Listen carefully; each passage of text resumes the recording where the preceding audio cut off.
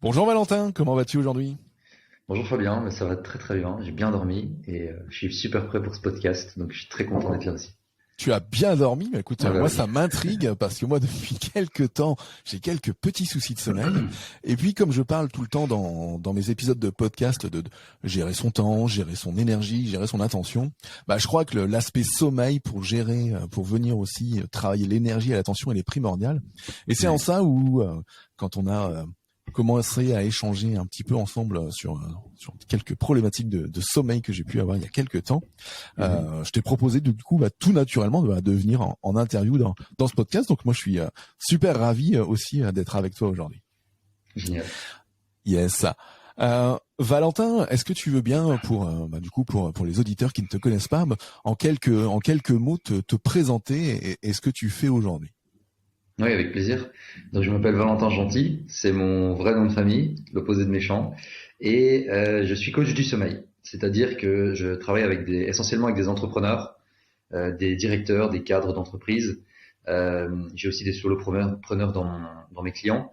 Le but étant de leur permettre d'avoir les meilleures nuits possibles et que leur sommeil ne soit plus jamais un problème, un frein à leur vie et au développement de leur activité. C'est vraiment le leitmotiv. Hmm. J'adore travailler avec des entrepreneurs et des personnes qui ne peuvent pas se cacher parce que je suis moi-même entrepreneur et j'ai une attirance naturelle pour les entrepreneurs. J'ai toujours voulu être entrepreneur, je le suis aujourd'hui Hmm. et voilà. Euh, donc ça, c'est pour ce que je fais. Ouais, C'est basé sur une méthodologie. Donc tout ce que je fais est basé sur la science dure, donc la source des études scientifiques, les méta-analyses, des échanges avec des spécialistes du sommeil. Et on peut me voir comme un vulgarisateur et quelqu'un qui aide des entrepreneurs à mettre en place hmm, ce qui est relativement imbuvable dans les études ouais. scientifiques parce que c'est vraiment ardu à lire. Bah, je dirais que Et puis, c'est un peu ce qui nous anime tous en tant qu'entrepreneurs. On a tous notre domaine de prédilection. Alors ouais, moi, c'est la productivité et le management. voilà, Et c'est vrai qu'on y arrive souvent, alors parce qu'on a des soucis là-dessus ou qu'on a travaillé fortement là-dessus, et du coup notre faculté de vulgariser ou de transmettre, c'est ça qui nous pousse à entreprendre en fait. c'est ça, c'est ça. On simplifie les choses pour les autres en fait. Ouais, tout à fait, C'est ouais. tellement complexe donc voilà pour Alors du ça. Et coup, puis moi, ça fait 4 ans que je suis occupé avec cette activité. Là, j'ai un peu plus de 500 clients accompagnés à ce jour. hmm, Et c'est essentiellement du coaching individuel ou de la formation vidéo avec du coaching. Je d'accord. tiens à ce que mes clients soient Hmm. accompagnés parce que c'est très difficile dans certains cas, surtout quand on a une grosse fatigue qui est accumulée, de mettre en place les choses. Et parfois, il faut toujours un regard sur les situations parce qu'il y a Ouais, alors moi des cas particuliers en fait. ouais. Hmm. Je suis entièrement d'accord avec toi et moi aussi je suis partisan à ce qui est forcément de l'accompagnement, alors coaching ou mentorat sur ce qui est à faire dans l'accompagnement parce que je trouve personnellement que la formation enregistrée pour la formation enregistrée ne sert à rien, ne pousse pas la personne à passer à l'action. Alors Hmm. c'est bien pour l'entrepreneur qui récupère entre guillemets des sous avec les formations, mais pour les résultats des clients, moi je trouve que c'est pas terrible. Et du coup, c'est vrai que quand on est coach, mentor ou consultant et qu'on veut faire progresser les gens, bah, c'est important de rajouter ces couches d'accompagnement. Je voulais te poser la question parce qu'après coach du sommeil, vulgarisation, qu'est-ce qui t'a amené à devenir coach du sommeil? À l'âge de 21 ans, je suis parti en Finlande pour vivre là-bas.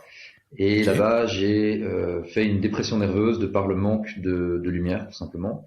J'ai beaucoup travaillé, puisque j'ai fait l'équivalent d'une année d'études en 5 mois de temps, plus deux travaux de fin d'études. Enfin, c'était vraiment, je travaillais tout le temps, d'accord. je travaillais 16 C'était heures pour par tes études jour. que tu étais là-bas alors à ce moment-là, non? Oui, oui, c'est ça, c'est ce qu'on appelle un D'accord. Erasmus. Hmm. Ouais.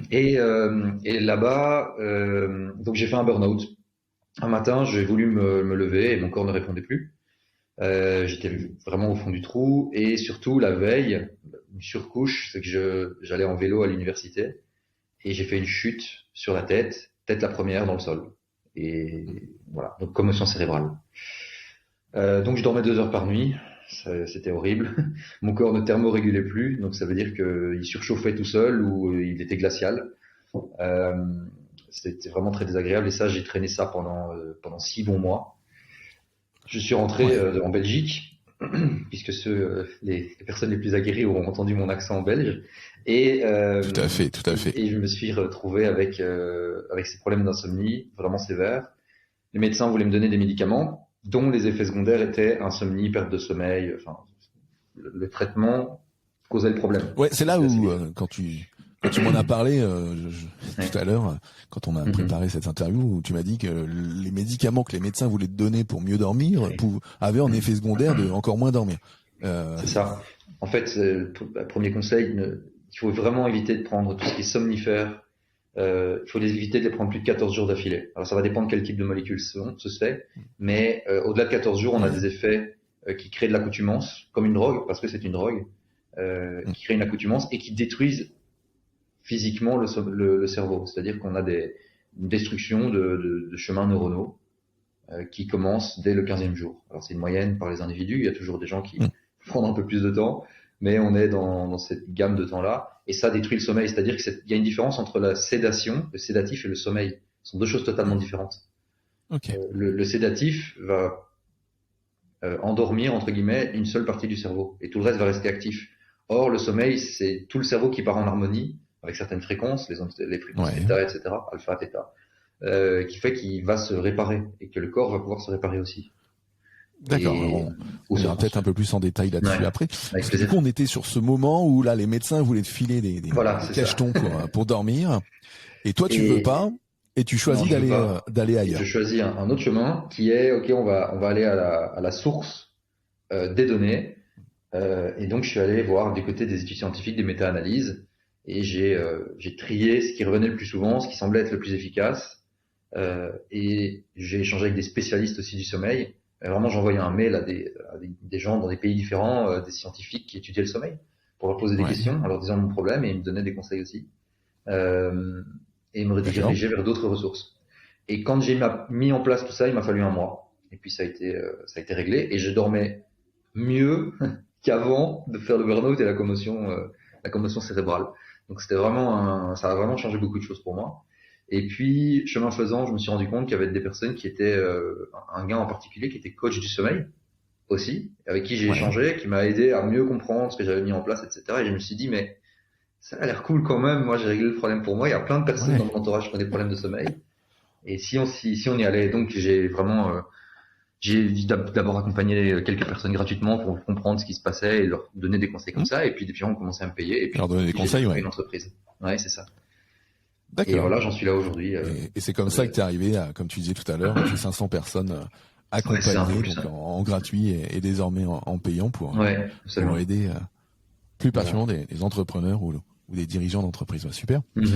Du coup, alors parce que, donc comme je disais tout à l'heure, moi je dis toujours que gérer son énergie encore en tant qu'entrepreneur, c'est important. Et le lien entre l'énergie et le sommeil, je pense qu'il est très rapide à faire. Je sais pas si tu as des statistiques à nous partager sur je sais pas moi, le temps moyen de sommeil d'une personne, et peut-être le temps moyen optimal de sommeil pour un entrepreneur, ce serait quoi? Ouais. Alors, le temps moyen d'une personne, ça c'est une étude fascinante qui avait été réalisée sur des personnes qui venaient dans un laboratoire, et elles avaient deux choix dans leur journée. Elles pouvaient faire soit dormir, soit travailler, ou faire des jeux, mais elles ne pouvaient pas, quand elles étaient dans leur lit, tout ce qu'elles pouvaient faire, c'était dormir. Et donc, ces scientifiques ont mesuré la quantité de sommeil que ces personnes ont passé à dormir sur une période de 5 semaines. Et la première semaine, elles allaient dormir 11 heures en moyenne. Et puis, ça diminuait petit à petit, ça descendait un tout petit peu en dessous de 8, et puis ça remontait à 8h10. Au bout de la 5e semaine, la moyenne était 8h10. Quand on laisse les gens dormir, l'espèce d'équilibre entre éveil et sommeil, c'est 8h10. Alors bien sûr, il y a toujours des écarts, il y a des personnes qui sont différentes. Et ça, c'est la quantité naturelle, si je puis dire, dont l'humain a besoin. Alors, pour les entrepreneurs, le challenge qu'on a, c'est que dans certains cas, on est obligé de travailler beaucoup plus, de réduire nos journées un petit peu, de réduire nos nuits surtout. Et donc, dans ce cas-là, on va plutôt avoir une approche qu'on appelle biphasique, c'est-à-dire qu'on va approcher le sommeil en différents moments dans la journée. Donc, on va dormir évidemment pendant la nuit, mais on va également dormir pendant la journée. On peut faire ce qu'on appelle des siestes, mais on n'est pas obligé de faire une sieste, parce qu'en fait, on ne contrôle pas le sommeil que l'on va avoir, c'est-à-dire c'est le cerveau qui démarre automatiquement. le sommeil. Et si on n'est pas dans une phase, dans un moment D'accord. où on peut dormir, on a ce qu'on appelle des micro-sommeils. On a tous expérimenté ça, on est là dans la pièce, il y a des gens qui nous parlent et qu'est-ce qu'il a dit? Je me souviens plus. En fait, on était en micro-sommeil, les yeux éveillés. Et ça peut durer 10, 15, 20 secondes. Donc, Ouais, c'est ça. pour un Il y a entrepreneur, certains qui parlent de moments hypnotiques où on ouais, se c'est ça. rapproche de la transe hypnotique naturelle. Ouais. Aussi, ouais. Alors, donc, pour un entrepreneur, ce qu'on va faire, c'est qu'on va plutôt regarder le sommeil en cycle de sommeil, pour tout être humain, mais pour les entrepreneurs surtout. Donc, Ouais. un être humain dort en moyenne 5 cycles de sommeil par nuit. Donc, ça fait et un cycle de sommeil, Ok. c'est 90 minutes. Donc, ça fait 7h30 environ de sommeil. Et comme la moyenne pour s'endormir et se réveiller, c'est 14 minutes, on arrive grosso modo à 8 heures. Mais ce qu'on va faire en tant qu'entrepreneur, c'est que dans certains cas, on doit se priver de sommeil parce que pas le choix, parce que business. Euh, et donc, ce qu'on fait, c'est que à ce moment-là, on va descendre un petit peu. On peut descendre à 4 cycles pendant la nuit. Et dans ce cas-là, on va compenser avec une période de récupération dans la journée. Une sieste qui peut durer 1h30 si on le Ouais. souhaite, mais qui peut aussi durer 15, 20, 25 minutes, 26 minutes. D'accord. Et Donc du puis, coup, 4 cycles de 90 minutes. six heures. Donc on sera. Ouais. Donc 6 heures. Ouais. Ok. 6 heures, mais attention que ce sont des choses qu'on doit faire en tant qu'entrepreneur. Vraiment, c'est un peu le petit coup de boost. Il faut pas faire ça toutes les nuits, parce qu'alors on va Ouais. petit à petit se griller et vraiment perdre en qualité de concentration. On va avoir tendance à vouloir prendre des substances pas spécialement illégales, Mm. hein, mais des substances pour améliorer notre productivité. Donc craquer Mm. sur de la caféine un peu trop, et donc ça va faire cravacher le système nerveux, qui fait qu'on va avoir du mal à s'endormir et tomber dans un cercle vicieux. Et là où je Ouais. voulais en venir, une chose que je veux rajouter, c'est que c'est surtout pour les entrepreneurs, on va jamais regarder notre chiffre d'affaires sur la journée. On va plutôt regarder le chiffre d'affaires sur la semaine, voire sur le mois. Ouais. Ouais. Pourtant, avec notre sommeil, on va se réveiller à 3h42 du matin et on va se dire mince, mince, mince, là je me réveille, je vais pas savoir me rendormir et ma journée elle est foutue et ça va pas le faire. Ah, Mais ça me rappelle pourquoi, quelque chose.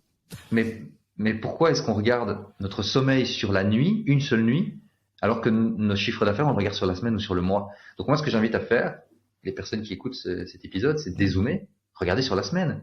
On a dit qu'il fallait grosso modo 8h10 de sommeil pour une personne Ouais. fonctionner normalement et c'était à la pression naturelle. Donc 7 fois 8, 56 heures par semaine. Grosso modo, ça fait 35 cycles par semaine. Donc, on va compter en cycles à partir de maintenant, c'est plus facile. Ok. 5 cycles par période de 24 heures, multiplié par 7, ça fait 35. C'est l'idéal à atteindre.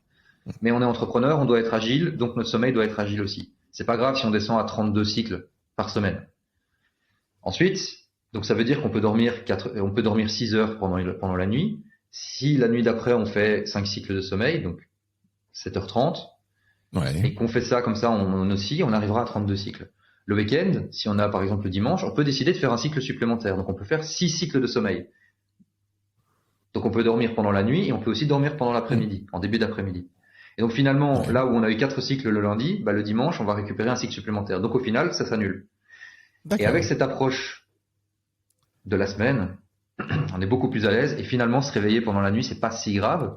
D'autant plus que on sait qu'on peut faire une sieste, une période de récupération contrôlée en Ouais. début d'après-midi. Ah, Ce qui fait que j'adore le finalement, terme de période de récupération ouais, contrôlée.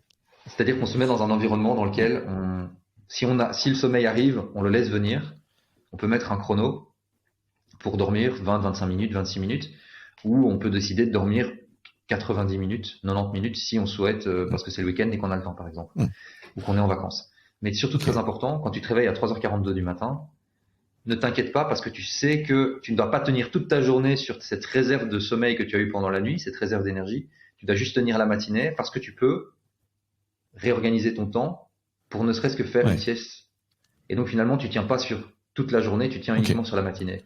Donc ça détend, donc moins de cortisol, donc moins de stress, donc finalement, on s'endort Donc, plus facilement. donc si je récapitule, si on se réveille la nuit, c'est pas grave. Le tout, c'est de se dire, entre guillemets, j'ai perdu 1 ou 2 cycles, je les Ouais. rattraperai plus tard, soit dans ma journée, soit dans ma semaine. C'est ça. Et je le redis, j'ai bien aimé ce terme de période de récupération contrôlée qui permet de pas dire j'ai fait une sieste. Bon, il y a quand même des endroits où dire faire la sieste, c'est pas terrible. Mais je vais faire une période de récupération contrôlée, ça peut faire un peu plus smart quand même. Ouais, alors la période de récupération contrôlée, vu que tu en parles, c'est vraiment une activité qui... Les gens pensent qu'ils doivent dormir l'après-midi, mais en fait, déjà, comme je l'ai dit, on ne décide pas de dormir ou pas, c'est le cerveau qui décide. Et la période de récupération contrôlée, la sieste est l'une des activités qu'on peut faire dedans. Mais tu peux aussi méditer, tu peux aussi regarder par la fenêtre, aller te balader, t'installer sur un banc et juste lâcher. Le but, c'est de laisser le cerveau faire ses affaires. Et s'il présente un besoin de dormir, lui laisser récupérer. Parce que sinon, il le fera de toute façon pendant l'après-midi. Et ça, tu vas avoir ce qu'on appelle des crashs de fatigue. Ouais.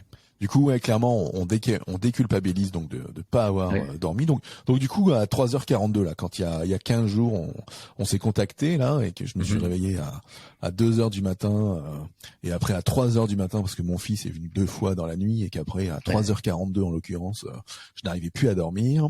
Donc c'est pas grave. Voilà, autant ne pas s'énerver à vouloir se rendormir et puis se lever, quoi. C'est ça la technique. Alors la technique peut être ça. Ce qui se passe, c'est tu vas te réveiller à 2h du matin, disons, et le principe, c'est de réussir à savoir à quel moment vont commencer tes cycles. Les cycles de sommeil, c'est comme les trains qui entrent en gare. Tu vas pas essayer de rentrer dans le train quand il est pas à quai. Le cycle de sommeil, c'est pareil. Donc tu vas rentrer dans un cycle de sommeil au moment où il est là. Et le principe, c'est de savoir à quel moment commence ton cycle. Parce que si tu sais pas à quel moment, tu sais pas quand rentrer dans le train. Si tu connais pas l'horaire, à part attendre sur le quai et t'inquiéter, mais est-ce que le train va arriver? Est-ce que ça va le faire? Parce que moi, j'ai des choses tu vois, c'est vraiment l'analogie, elle est parfaite. Donc, en fait, ce qu'on va faire, c'est qu'on va identifier à quel moment ton cycle va commencer. Chaque cycle. Pour ça, il faut définir, il faut régler ce qu'on appelle, c'est un gros mot ce que je vais dire, ce qu'on appelle les rythmes circadiens. Alors, les rythmes circadiens. Pour ceux qui connaissent. Pour ceux qui connaissent, c'est pas un gros mot. Mais pour beaucoup de personnes, c'est encore très méconnu. Un rythme circadien, c'est un rythme de 24 heures que le corps a. C'est ce qu'on dit souvent, il faut écouter tes rythmes. On dit souvent ça aux gens. Écoute tes rythmes. En fait, c'est quoi un rythme? En fait, le rythme vient des rythmes circadiens, qui sont l'horloge de 24 heures qui est dans le corps, qui va dicter tous les comportements que ton corps va avoir tout au long de la journée. Et parmi ces comportements, on va avoir l'augmentation de la température du corps, l'augmentation des réflexes, des productions d'hormones, etc. et les comportements de sommeil. Donc, comment on fait pour régler les rythmes circadiens une bonne fois pour toutes? La seule façon de le faire, et j'insiste, c'est la seule façon de le faire, c'est de s'exposer à la lumière naturelle du soleil, ou si on est en plein hiver et que le soleil se lève à 8h30 et on se lève à 7h, dans ce cas-là, c'est un appareil de luminothérapie. On en vend à la Fnac, on en vend chez Nature et Découverte, Amazon aussi, il y en a plein.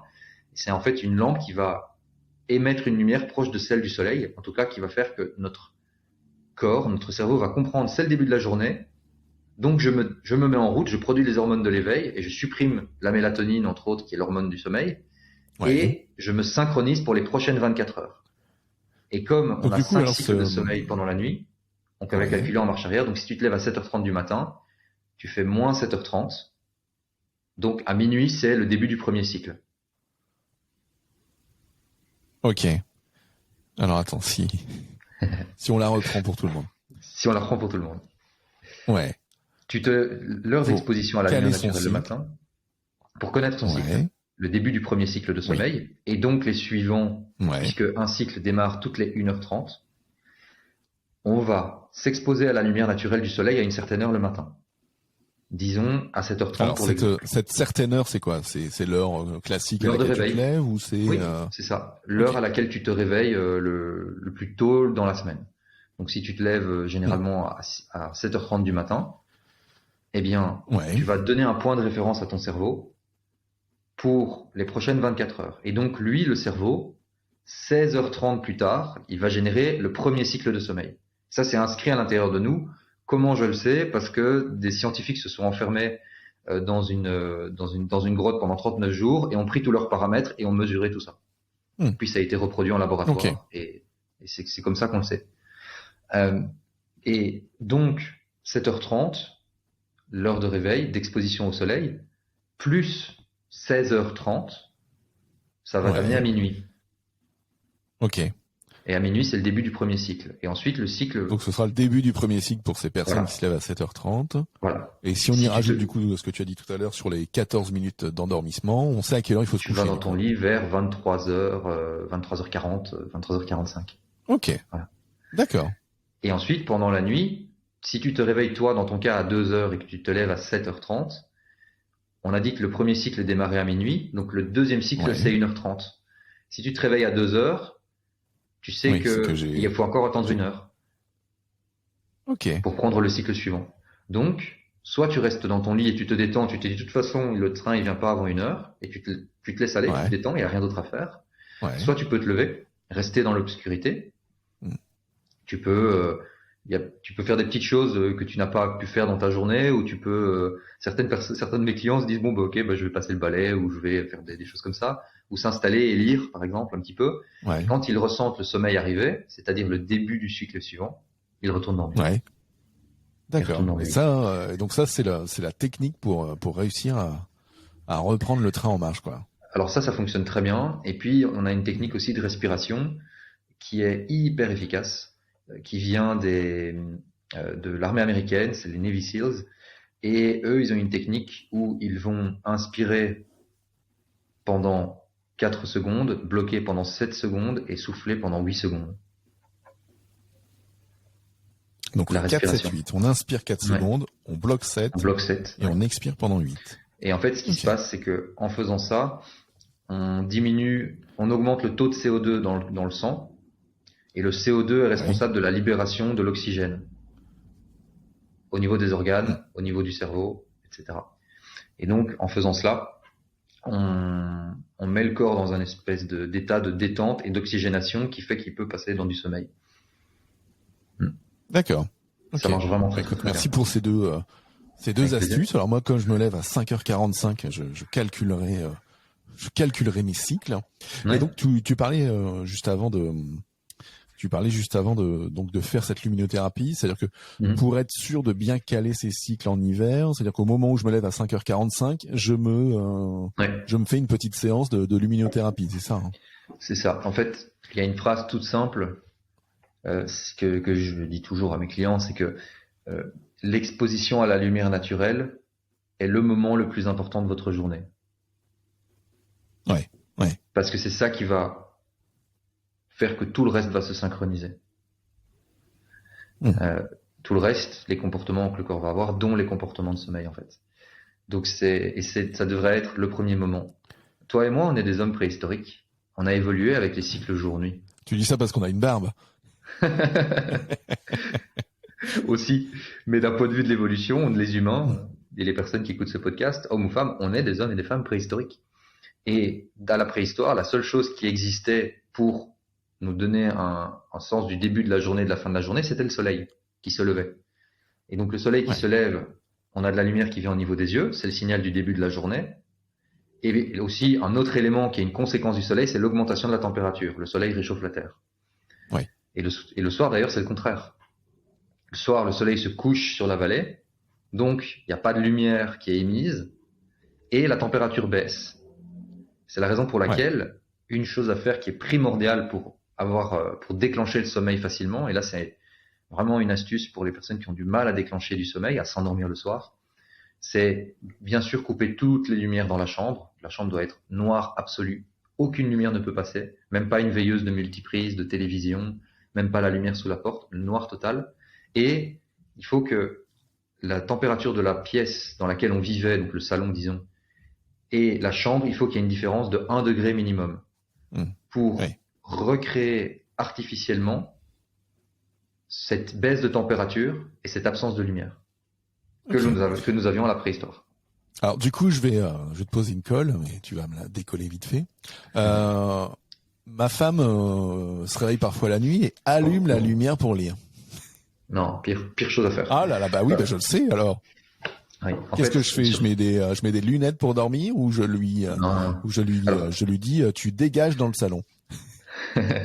Alors là, il y a plusieurs choses, il y a plusieurs solutions qui existent. D'abord, j'aurais une question. L'ampoule, c'est quoi comme ampoule? Tu utilises une ampoule LED ou une ampoule halogène avec un filament?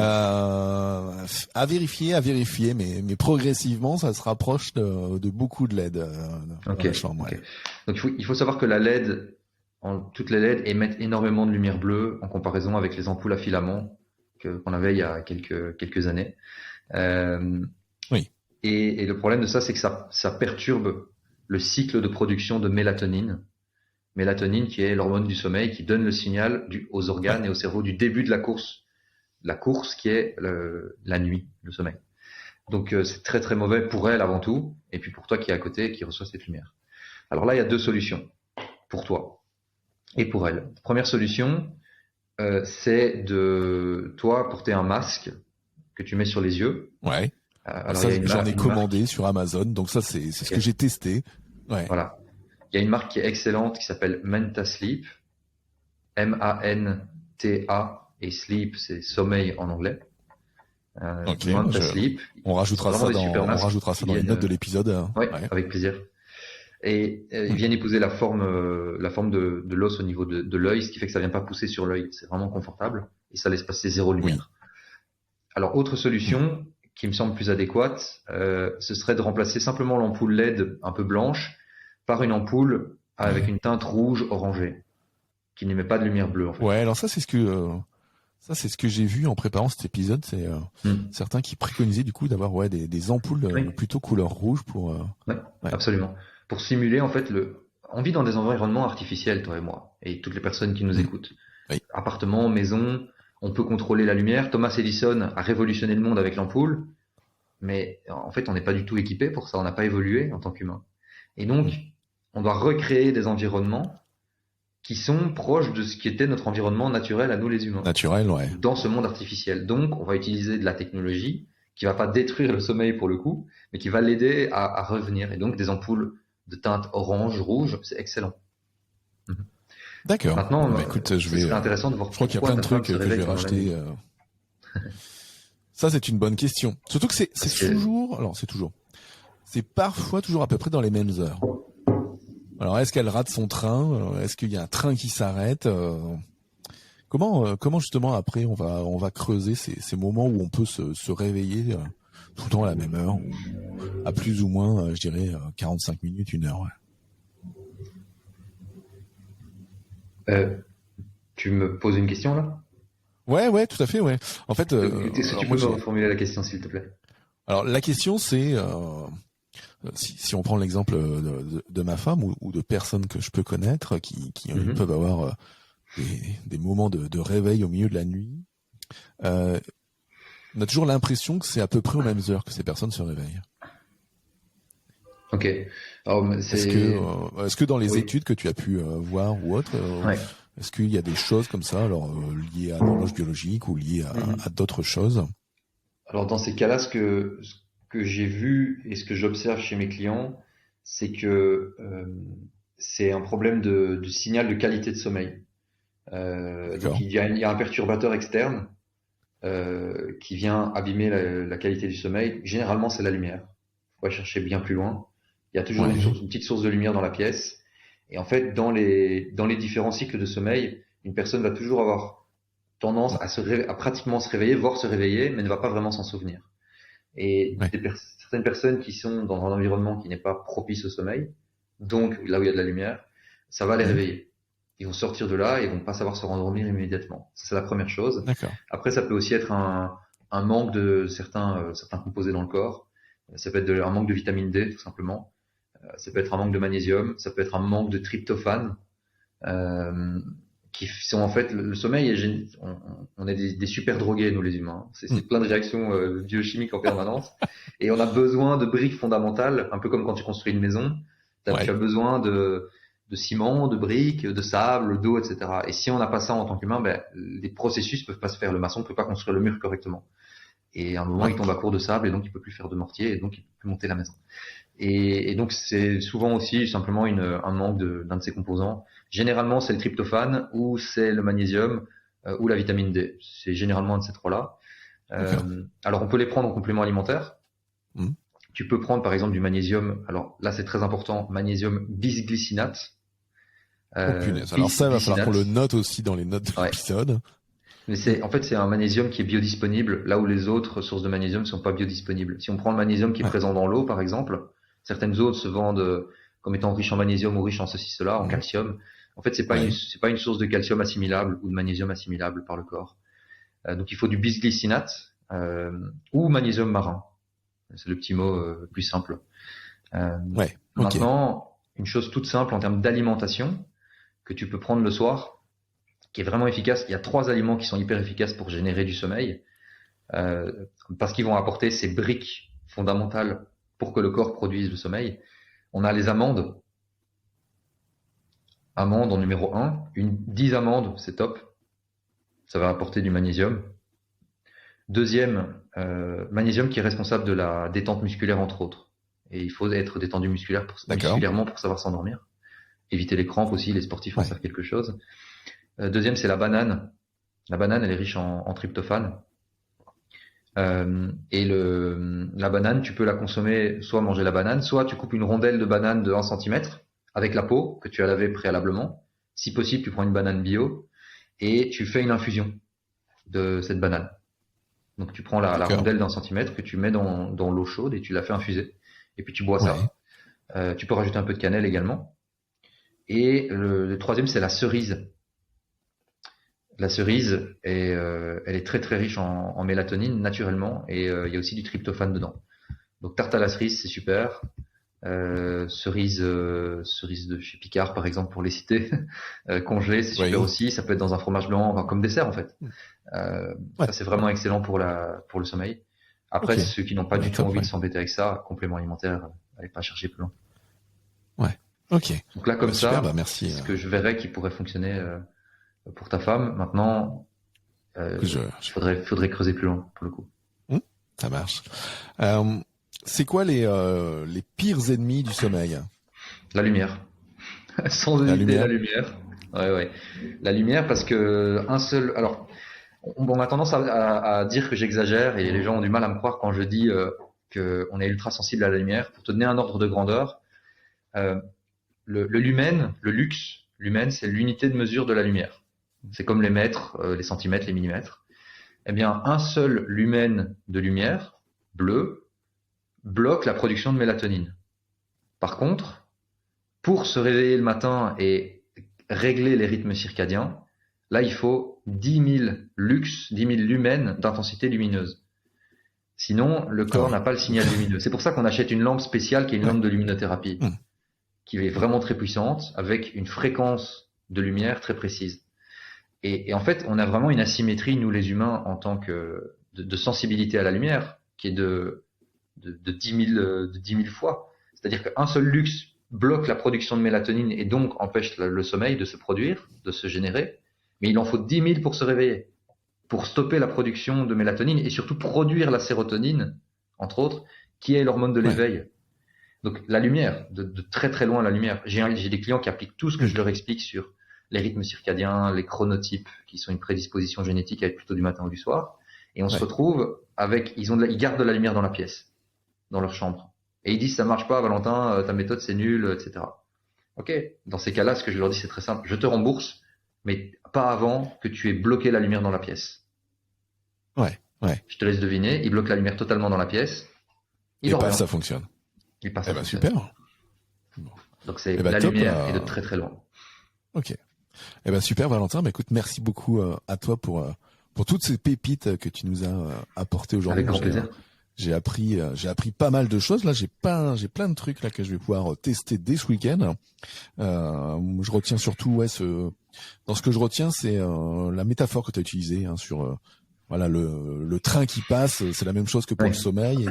Et pour savoir quand le train passe, tu nous as donné une technique pour calculer les cycles. Donc ça, c'était top. Un grand merci pour toi. Avec plaisir. Pour ça. Je retiens aussi les briques, tes 3 briques alimentaires, donc amandes, bananes, cerises, qui vont nous aider. Et puis le truc que je retiens moi c'est on n'appelle plus une sieste, on l'appelle période de récupération contrôlée. Ça c'est vraiment le truc que je vais pouvoir utiliser. Voilà, je dirais à ma femme non, je vais pas faire une sieste, je vais faire une période de récupération contrôlée, ça fait un peu plus professionnel. Et donc ça c'est top. En tout cas, merci à toi.